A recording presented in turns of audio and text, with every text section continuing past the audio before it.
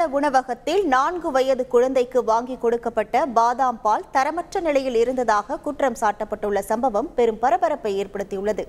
Tirupattur new down பகுதியைச் சேர்ந்த விக்னேஷ் நாற்றம்பள்ளி அடுத்த பயணப்பள்ளி சென்னை பெங்களூர் தேசிய நெடுஞ்சாலையில் உள்ள உணவகத்தில் இருந்து வாங்கிய சமோசா தரமற்ற நிலையில் இருந்ததாகவும், மேலும் அவரது 4 வயது குழந்தை குடித்த பாதாம் பால் கெட்டுப்போன நிலையில் இருந்ததாகவும் குற்றம் சாட்டியுள்ளார். இதுகுறித்து உணவக உரிமையாளரிடம் கேட்டபோது அவர் சரிவர பதில் அளிக்காமல் அநாகரிகமாக பேசியதாக தெரிகிறது. இதனால் இருவருக்கும் இடையே வாக்குவாதம் எழுந்ததால் பரபரப்பு நிலவியது.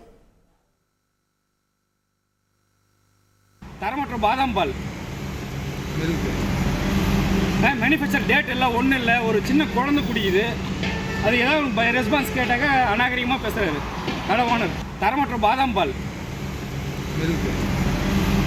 மேனுஃபேக்சர் டேட் எல்லாம் ஒன்றும் இல்லை, ஒரு சின்ன குழந்தை குடிக்குது. அது ஏதாவது ரெஸ்பான்ஸ் கேட்டாக்க அநாகரிகமாக பேசுறாரு கடை ஓனர். செய்திகளை உடனுக்குடன் தெரிந்து கொள்ள உடனே சப்ஸ்கிரைப் பண்ணுங்க.